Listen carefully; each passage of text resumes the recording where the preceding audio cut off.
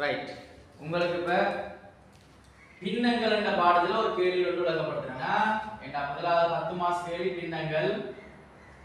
First பார்ட்ல D பார்ட்ல வரக்கூடிய பின்னங்கள் என்ற கேள்வி 10 புள்ளிக்கு வரும். ஓகேயா? ரைட். அது எத்தனையாம் ஆண்டு பேப்பர்னு சொல்றேன். அதை நீங்க எடுத்து பாருங்க. கேள்விய 2018ஆம் ஆண்டு பேப்பர். ஓகேயா? 2018ஆம் ஆண்டு பேப்பர் உங்களுக்கு விளக்கப்படுத்த போறேன். எப்படி செய்யறது? அப்ப அதுல எப்பவும் ஒரு மேத்ஸ் செய்யும் போது நிதானமும் பொறுமையும் வேணும். இல்லையா? கட்டாயம் பாருங்க. ஃபர்ஸ்ட் பார்ட்ல 2 மணி நேரம் இல்லையா? அந்த 2 மணி நேரத்துல 50 நிமிஷம் 25 கேள்விக்கு பயன்படுத்தும். மிச்சம் 70 நிமிஷத்தையும் செகண்ட் பார்ட்டுக்கு அதாவது வி பார்ட்டுக்கு பயன்படுத்தலாம். அவ நிதானம் பொறுமை இல்லையா? நீங்க படக்கன்னு செஞ்சு கொண்டு போனீங்கடா எல்லாம் கிடைச்சிடும். அதாவது நீங்க எவ்வளவு வேகமா செய்றீங்களோ நிதானத்தோட செய்வோம். இதால கவனையினக்குள்ளே ஒரு 15 மாசம் 20 மாசம் சொல்றது காரணம் இல்லையா? அப்ப அதுல பாருங்க பி பார்ட்ல முதலாம் கேள்வி ஒரு மனிதன். அப்ப ஒரு மேத்ஸ்ல கணக்குகளை தொடக்கத்துல இருந்து முடிவு வரைக்கும் ஒரு சொல் கூட விடாம வாசிக்கணும். அங்க இங்க தொட்டு எடுத்தீங்கன்னு சொன்னா அவ்வளவுதான்.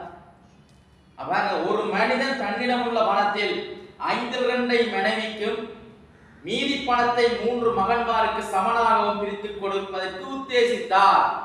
இது பந்தி கொஞ்சம் பெருசுன்னா நாங்க என்ன செய்யலாம் நோட் பண்ணலாம். என்ன அப்ப ஒரு மனிதன் தன்னிடம் உள்ள பணத்துல மனைவிக்கு எவ்வளவு கொடுக்கிறாரா 5/2. முதலாவது கேள்வியில மனைவி இதுக்கு மார்க்ஸ் இல்ல, நான் என்ன செய்யறது நோட் பண்றேன். 5/2 பங்கு கொடுக்கிறார். மீதி பணத்தை 3 மகன்மாருக்கு சமனாக பகிர்ந்து கொடுப்பதற்கு உத்தேசித்தார்.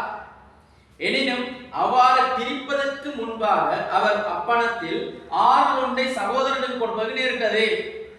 அப்ப பிரிப்பதற்கு முன் என்ன? பிரிப்பதற்கு முன் சகோதரனுக்கு எத்தனை பங்கு கொடுக்கறாரா? 6/1 பங்கு கொடுக்கறாங்க சகோ. ரைட்டா? இது நாங்க ஷார்ட்டா நோட் பண்ணலாம். அதனால எங்களுக்குள்ளங்கனா சரியா? ரைட். எஞ்சியுள்ள பணம் தொடக்கத்தில் உத்தேசித்தவாறு பிரித்து கொடுக்கப்பட்டது. அப்ப மேல மனைவிக்கு கொடுத்து 3 மகன்மாருக்கும் கொடுப்பதற்கு உத்தேசித்தார் என்ன? யோசிச்சு வச்சிருக்கார். இனிமே அவ்வாறு பிரிப்பதற்கு முன்பாக என்ன செய்றார்? முதலாவதாக சகோதரனுக்கு 6/1 கொடுத்த அப்புறம் என்ன செய்ய போறாராம்? பிரித்து கொடுக்க போறாராம். அதான் பாருங்க பணம் தொடக்கத்தில் உத்தேசித்தவாறு பிரித்து கொடுக்கப்பட்டது. ரைட். முதலாம் கேள்வி படியா பாருங்க. மனைவிக்கு கிடைத்த பணம் மனிதனிடம் தொடக்கத்தில் இருந்த பணத்தில் என்ன பின்னமாகும்? இல்லையா? மனைவிக்கு கிடைத்த பணம் மனிதனிடம் தொடக்கத்தில் இருந்த பணத்தில் என்ன பின்னமாகும்? அப்ப யோசிச்சு பாருங்க. சகோதரனுக்கு கொடுத்த பணம் மனைவி கொடுக்க கூடாது என்ன? அப்ப சகோதரனுக்கு 6/1 பங்கு கொடுத்தால் எத்தனை பங்கு மிச்சமா இருக்கும்? 6 என்பது மொத்தம், பகுதி என்பது மொத்தம், தொகுதி என்பது எத்தனை பங்கு கொடுக்க போறோம் அர்த்தம். ஓகேயா? மொத்தம் 6/1 பங்கு சகோதரனுக்கு கொடுத்தா மிச்சம் எத்தனை இருக்கு? மனதால தெரியுமா? 5 பங்கு என்ன? அது எப்படி செய்ய வழியில செய்ய போறேன்? 6 இருந்து 6/1 பங்கு போனா மீதி எவ்வளவு? 5 பங்கு மிச்சமா இருக்கு. அந்த மீதியில என்ன செய்ய போறேன்? கொடுத்த அப்புறம் அதான் சொல்ற மாதிரி கொடுத்த அப்புறம் கணவன் எத்தனை பங்கு இருக்கு? 6 மீதியின் எத்தனை பங்கு கொடுக்குற மனைவிக்கு? 5/2. ஓகேயா? மீதியின் எஞ்சிய பகுதியில், அமையாத பகுதியில், அமைந்த பகுதியில் இல் என்று வந்தால் என்ன செய்யணும்? மீதியை கண்டா எத்தனை பங்கால என்ன செய்யணும்? பெருக்கணும். கவனமா இருக்கணுமா? அப்ப உள்ள பணத்தில் பாத்தீங்களா? மனிதன் தண்டம் உள்ள பணத்தில் என்ன? சவரன் கொடுத்தா அப்புறம் தண்டம் உள்ள பணத்தில் 5/2 தான் கொடுக்க போறாங்க. என்ன செய்யணும்? 5/2ஆல பெருக்கணும்.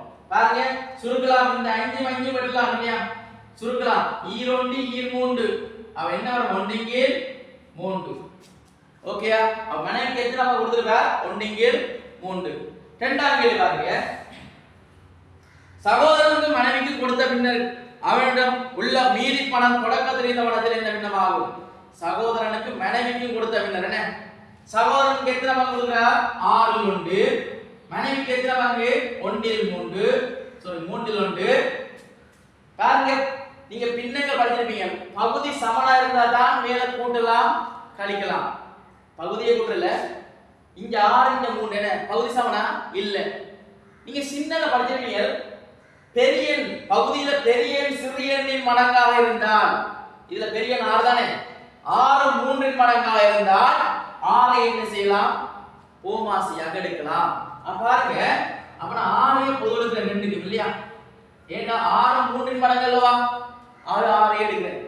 இப்ப சமவெளி பின்னம் படிச்சீங்களா இல்லையா, பகுதி மாற்றம் இருக்கா, இல்ல, ஆக ஒன்று அப்படியே வரும். இந்த 3 6ஆவது எத்தனையாவது வரைக்கு, 2ஆவது வரைக்கும் என்ன, 3 2ஆவது தானே, அந்த 2ஆவது மேலே தொகுதியை பெருக்கணுமா இல்லையா, ஈரோடு 2. அப்ப பகுதி சமனா இருக்கும்போது தொகுதியை கொள்ளலாம், 1 2 எத்தனை 3. இப்ப இப்படி இருக்கும்போது இந்த சுருக்கலாம், மேலே இங்க என்ன பிரிக்கப்படும், 3 3 2. அப்ப என்ன வரப்போகுது, அரை. அப்ப சகோதரனுக்கு மனைவிக்கு எத்தனை கொடுத்திருக்க, 2ல் 1 கூட்டுப்பாடு வந்திருக்கா இல்லையா, கொடுத்தா அப்புறம் மீதி எவ்வளவு எழுதுறா, அவ இதுல 2 தான் ஒண்ணு, 2 2ல இருந்து அரைவாசி போனா எவ்வளவு வரும், அரை என்ன, அதாவது அரை பங்கு மனைவிக்கு சகோதரனுக்கு போனா அரை பங்கு மிச்சமா இருக்குமா இல்லையா. ஓகே, அடுத்து 3ஆவது கேள்வி பாருங்க. ஒரு மகனுக்கு கிடைத்த பணம் முன்னர் கிடைப்பதற்கு இருந்த பணத்திலும் பார்க்க, ஒரு மகனுக்கு கிடைத்த பணம் முன்னர் கிடைப்பதற்கு இருந்த பணத்திலும் பார்க்க 40,000 ரூபாய் குறைவாகுமா, மனிதனின் தொடக்கத்தில் இருந்த பணத்தை காண்க. சரி, ஒரு மகனுக்கு கிடைத்த பணத்தின் பின்ன காணுமா, எத்தனை மகன் இருக்கா, 3 மகன் இல்லையா, அப்ப மீதி எத்தனை இருக்கு, மனைவிக்கு கொடுத்தா அப்புறம் மீதி எவ்வளவு இருக்கு, அரை தானே. அப்ப அந்த அறையில் ஒரு மகனுக்கு என்ன செய்யணும், 3ல் 1 அளவு இருக்கும். அதனால 3ஆல் பிரிக்கிறோம், என்ன அர்த்தம், பெருக்கலா மாறும்போது தலைகளா மாறுமில்ல. அப்ப ஒரு மகனுக்கு என்ன செய்யணும், 3ல் 1 பங்கு தானே. அப்ப அங்க எத்தனை வர போகுது, 1 2 3 6. அப்ப ஒரு மகனுக்கு எத்தனை பங்கு கிடைக்க போகுது, 6ல் 1 கிடைக்க போகுது இல்லையா. ரைட், ஒரு மகனுக்கு கிடைத்த இந்த பணத்தின் பின்னம் என்ன, ஒரு மகனுக்கு கிடைக்க இருந்த பணத்தின் பின்னம் என்ன அர்த்தம், தொடக்கத்துல சகோதரனுக்கு கொடுக்குக்கு முதல் அதை காணுமா இல்லையா, இது சகோதரனுக்கு மனைவிக்கு கொடுத்த அப்புறம் வந்த பின்னம் என்ன, ஒரு மகனுக்கு 6 1. சகோதரனுக்கு கொடுப்பதற்கு முதல் என்று சொன்னா தொடக்கத்தில் என்ன மாதிரி உத்தேசித்தவங்க, மனைவிக்கு கொடுத்தா அப்புறம் மனைவிக்கு எத்தனை வாங்க, 5 2 இல்லோ. அப்ப 5ல் 2 3 எவ்வளவு மீதி, 5ல் 3 என்ன, அதுல 3ல் 1 பார்த்தா உண்மையா சகோதரனுக்கு எவ்வளவு கிடைச்சிருக்கு, 5ல் 1. சகோதரன் மகனுக்கு இல்லையா, சகோதரனுக்கு கொடுக்காம முதல் உத்தேசித்தவாறு கொடுத்தா, தொடக்கத்தில் உத்தேசித்தவாறு கொடுத்தா ஒரு மகனுக்கு எவ்வளவு கிடைச்சிருக்கு, 5ல் 1. ஏன்னா மனைவிக்கு 5ல் 2 போனா 5ல் 3 மீதி, அந்த 5ல் 3ல் 1 எவ்வளவு வரும், 3ல் 1 தான் ஒரு மகனுக்கு வரும், 3 3 மட்டுப்பட்டா என்ன வரும், 5ல் 1 ஒரு மகனுக்கு வரும் இல்லையா. அப்ப அவன் என்ன சொல்றான், ஒரு மகனுக்கு கிடைத்த பணம் 6 2, முன்னர் கிடைப்பதற்கு இருந்த பணத்திலும் பார்க்க, முன்னர் கிடைப்பதற்கு எவ்வளவு கிடைச்சிருக்கு, 5 2 இல்ல, அத பார்க்க 40,000 குறைவாக என்ன. அப்ப என்ன செய்யணும், 5 2லே தான் முன்னர், இப்ப எவ்வளவு பங்கு கிடைக்கும், 6 2 கழித்தா வித்தியாசம் என்ன வரும், 40,000. விளங்குதா, அதாவது முன்னர் கிடைத்ததை விட இப்ப கிடைத்த பங்கு கழித்தால் எவ்வளவு குறைவாகும், 40,000 குறைவாகும். இப்ப இந்த பின்னத்தை சுருக்கணும் இல்லையா, பகுதி 5 மாறு சமனா இல்ல, 5 என்பது ஒரு முதன்மை எண், 6 என்பது ஒரு இரட்டை எண் இல்லையா, அது முதன்மை எண் இரட்டை எண் பெருக்கலாம். 5 எவ்வளவு 30, ஆக ஓமாசி என்ன 30 பாருங்க. இப்ப 5 30 எத்தனையாவது வரைக்கும், 6 30 என்ன, மேலே 6 6 6 5 5 இல்லையா, அந்த 40,000 அப்படியே வரும். இப்ப பாருங்க 30ன் மேல் பகுதி சமன்டா தொகுதியை கூட்டலாம் கழிக்கலாம்னு சொன்னா இல்லையா. அப்ப 6 5 மணி 1 40,000 இல்லையா. இது என்னத்தை சொல்லுதுன்னா, பகுதி என்பது மொத்தம், தொகுதி என்பது 1, இந்த ஒரு பங்கு தான் 40,000 இல்லையா.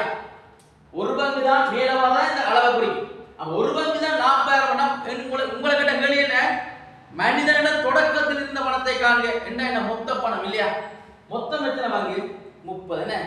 ஒரு பங்கு தான் 40,000 என்றால் 30 பங்கு எவ்வளவு, 40,000 30 எவ்வளவு, வடிவம் ரூபாண்டா ரூபா போடுவோம். முன்னால 12 எத்தனை சேவரனால 2 2 4 5 சேவர் என்ன வடிவா சேவரால வந்து போடும். ஒரு சேவர் கூடினாலும் பிரச்சனை. அப்ப எவ்வளவு 12 லட்சம் ரூபாய் மனிதனிடம் தொடக்கத்தில் இருந்த பணம். ஓகேயா. அப்ப இதுல என்ன செஞ்சா, முதலாவது விலை என்றால் அங்கால எவ்வளவு விலை பார்க்க வேண்டியது இல்லையா. அதான் பின்னங்கள் ஒரு விஷயம். அப்ப நுணுக்கமாக வாய்ச்சு மீதி இந்திய பகுதியும் அதெல்லாம் கொஞ்சம் பிரச்சனை. அதை கொஞ்சம் வடிவ வாய்ச்சி செஞ்சீங்கன்னு சொன்னால் வடிவ இந்த பின்னங்கண்ட பாடத்துல 10க்கு 10 இருக்கலாம். ஓகேயா? இந்த கேள்வியில பின்னங்கள் சம்பந்தப்பட்ட டவுட் இருந்தா எனக்கு நம்பர் தான் அதை அடிச்சு கேட்கலாம். 077 43 244 96. வேற யாராவது நீங்க இது விளங்கிட்டேன்னு சொன்னா வேற யார் பின்னங்கள் சம்பந்தப்பட்ட கேள்விகள் செய்யும்போது டவுட் வந்தா அதுக்கு கால் பண்ணி கேட்கலாம். ஓகேயா? ரைட், விளங்கினா ஒரு லைக் பண்ணி போட்டுக்கொள்ளுங்க. அடுத்த வினா அடுத்த வீடியோவில் வருமா? ஓகே.